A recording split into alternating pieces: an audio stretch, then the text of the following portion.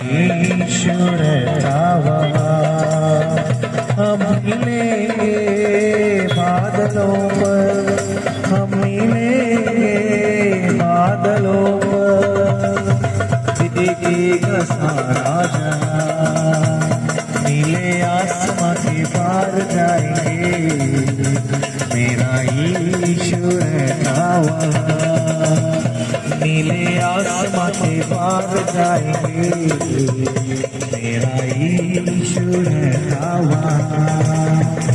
उसका कोई भी वादा ना होगा पूरा, हर एक वादा उसका होता है पूरा। उसका कोई भी वादा,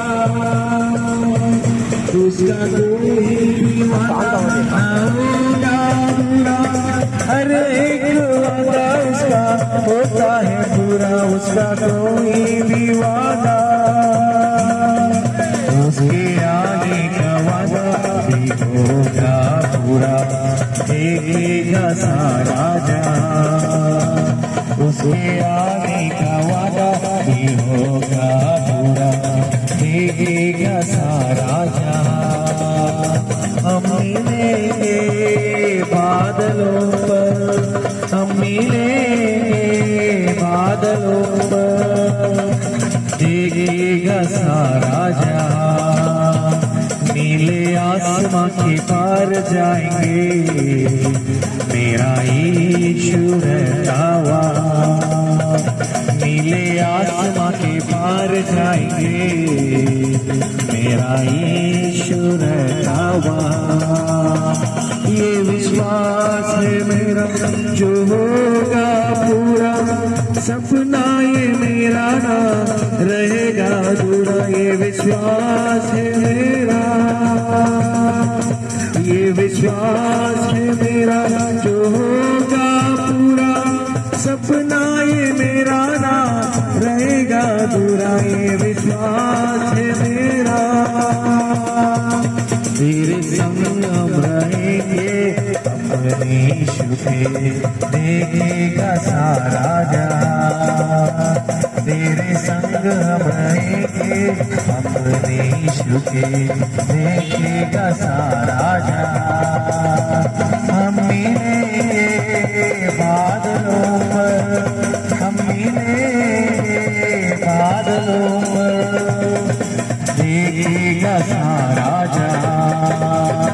नीले आसमां के पार जाएंगे मेरा ईश्वर तावा, नीले आसमां के पार जाएंगे मेरा ईश्वर तावा। हम मिलेंगे बादलों पर, हम मिलेंगे बादलों पर, देखेगा सारा जहां। नीले आसमां के पार जाएंगे मेरा ईश्वर तावा। నీలే ఆసమానికి గాయకి అని ఒక పాట పాడుతూ వచ్చినాము. అంటే ప్రభువైన యేసుక్రీస్తు వారు మనందరి కొరకు, మనందరినీ ఆ యొక్క పరలోకం నుంచి మనల్ని చూస్తూ ఉంటున్నాడు. ఈ లోకంలో మనందరం కొన్ని రోజులు మాత్రమే బతుకుతూ ఉంటాము, కొన్ని రోజులు మాత్రమే ఈ లోకంలో జీవిస్తూ ఉంటాము. ఆ జీవితం ఎలా ఉంటుంది అంటే ప్రయాసంతో ఉంటుంది.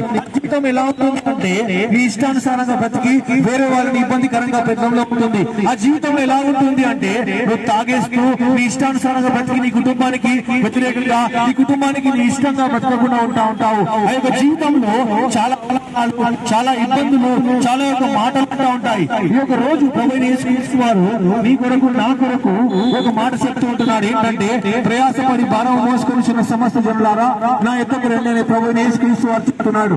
ఈ లోక ప్రయాసము వ్యర్థమన్నమాట. ఈ లోకంలో మనం ప్రయాసపడినంత వ్యర్థము. అవన్నీ కూడా ఒక రోజు నుంచి విడిచిపెట్టి వెళ్ళిపోవాలి. నువ్వు అనుకుంటున్నావేమో నువ్వు సంపాదించుకున్న బంగ్లా నీతో వస్తుంది అనేసి, అనుకుంటున్నావేమో నువ్వు సంపాదించుకున్న కారు నీతో వస్తుంది, నువ్వు అనుకుంటున్నావేమో నీతో సభ్యులు మీతో వస్తారనుకుంటామేమో అవన్నింటి గురించి ఇక్కడ లోకంలో విడిచిపెట్టి వెళ్ళిపోవాలి.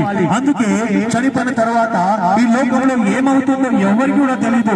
కొంతమంది అంటారు చనిపోయిన తర్వాత మనం మళ్ళీ పుడతాము, మనం మళ్ళీ ఇంకో అవతారం ఎత్తామని అనుకుంటాము.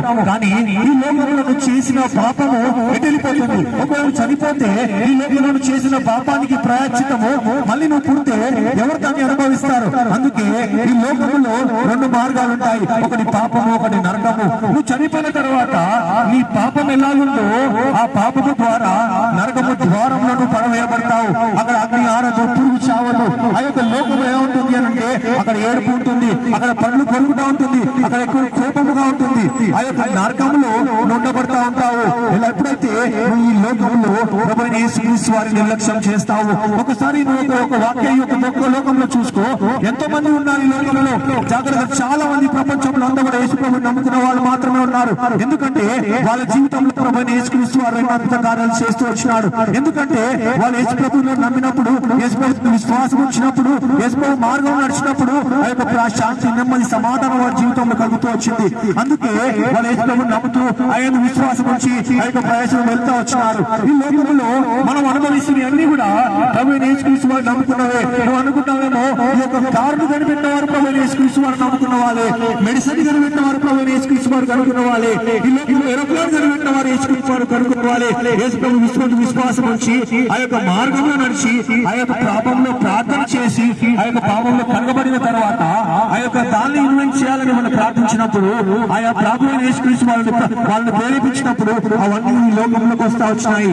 అందుకే ఈ లోకంలో మనం కొన్ని రోజులు మాత్రమే ఉంటాము. ఈ కొన్ని రోజులు ఇక్కడ ఉన్నప్పుడు ప్రభువైన యేసుక్రీస్తు వారి మార్గం నడవాలి.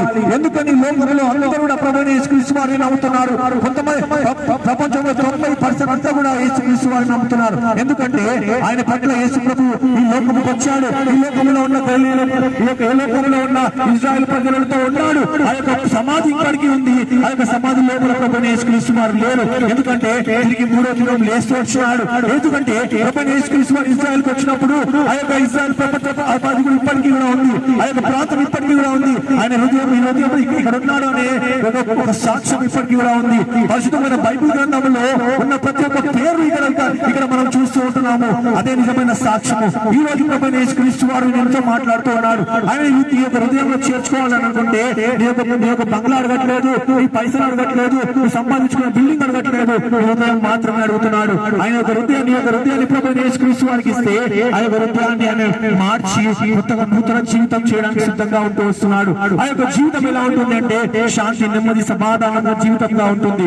ఈ యొక్క జీవితంలో నువ్వు వ్యసన పడుతున్నావేమో, వ్యసనంలో ఉంటూ వచ్చినావేమో, ఈ యొక్క జీవితంలో నీ ఇష్టానుసారంగా బ్రతికి నీ కుటుంబానికి దుఃఖమైపోతున్నావేమో, ఈ లోకంలో ఈ యొక్క పాపము అనే బంధకంలో నువ్వు ఉండి నీ యొక్క కుటుంబానికి దూరంగా ఉంటూ వస్తున్నావేమో, ఈ లోకంలో తాగుడికి బానిసైపోయి దాని నుంచి విడిపించలేకపోతున్నావేమో, ఈ లోకంలో ఏవో పాపపు జీవితంలో ఉండి దాని నుంచి విడిపించుకోలేక బాధపడుతున్నావేమో. అందుకే ప్రభువైన యేసుక్రీస్తు వారు ఈరోజు నీతో మాట్లాడుతున్నారు. నా దగ్గరికి రా, నేను నిన్ను కాపాడుతాను. నా దగ్గరికి రా, నేను నిన్ను పరలోక రాజ్యానికి తీసుకెళ్తాను. నా దగ్గరికి రా, నేను నీకు శాంతి, నెమ్మది, సమాధానం ఇస్తాను. నా దగ్గరికి రా, నేను నిన్ను హెచ్చింపజేస్తాను. ప్రభువైన యేసుక్రీస్తు వారు చెప్తూ ఉంటున్నారు. ఈ రోజు ప్రభువైన యేసుక్రీస్తు వారు నీతో మాట్లాడుతున్నారు. ఒక రోజు ప్రభువా నేను పాపిని, నన్ను క్షమించు ఒక మాట చెప్పినట్లయితే ప్రభువైన యేసుక్రీస్తు వారు నీ జీవితంలో ఉన్న ప్రతి పాపాన్ని తొలగించడానికి సిద్ధంగా ఉంటారు. ఈ జీవితంలో నువ్వు ఎలాంటి పాపమైనా చేయనని, ఎలాంటి పాపంలో నేనునని ఆయన క్షమిస్తాడు. క్షమించి నూతన జీవితాన్ని కొనసాగిస్తున్నాడు. ప్రభువా నేను పాపిని, నన్ను క్షమించు ఒక మాట నీ హృదయంలో అనుకుంటే ఆయన ప్రతి పాపాన్ని కూడా క్షమిస్తాడు.